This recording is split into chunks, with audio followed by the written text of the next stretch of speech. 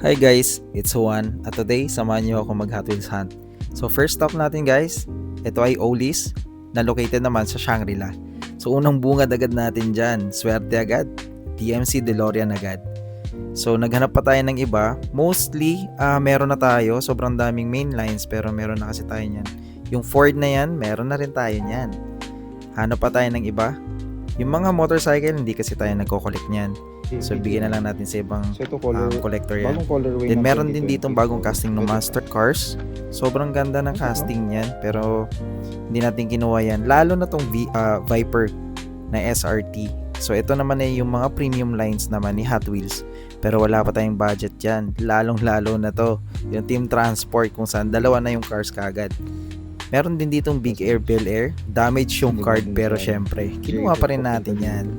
At habang nag-check tayo, na-champuan din natin to isang Ford 31. Sobrang ganda ng casting niyan. Kaya kinuha na rin natin yan. So ito yung iba sa mga nakuha natin. Kaya binayaran na din namin yan sa Olis. So after nyan guys, next destination natin ay Toys R Us. Yan natin dito guys, Toys R Us. Makamaskot tayo. At hindi nga tayo nagkamali, nakatsyempo tayo ng Lightning McQueen mula sa Disney Cars ng Mattel. So ito yung series ng cars guys kung saan Disney lang yung focus niya pero diecast pa rin. Meron kasi tayong hinahanap na mas malaking scale dyan at diecast din pero sobrang hirap niyang hanapin at rare talaga siya. Alright guys, so ito yung mga nahunt natin. Konting recap lang tayo sa mga nakuha natin. Alright, so yung unang nakuha natin, etong Big Air Bel Air. Sobrang ganda.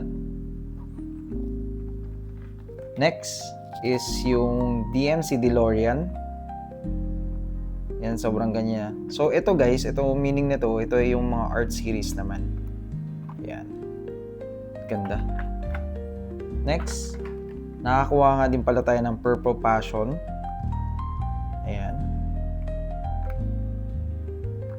Ganda. Next, nakakuha rin tayo ng 68 Corvette. Ito yung Gas Monkey Garage na version. Sobrang ganda ng details niyan. Sobrang ganda rin ng casting nito, guys.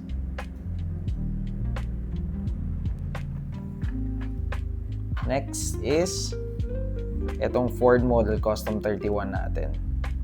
Sobrang ganda ng details niya. Ayan o.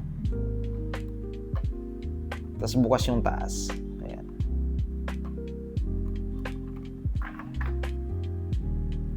And then last, ito yung na-score natin na mini racers ng Mattel din.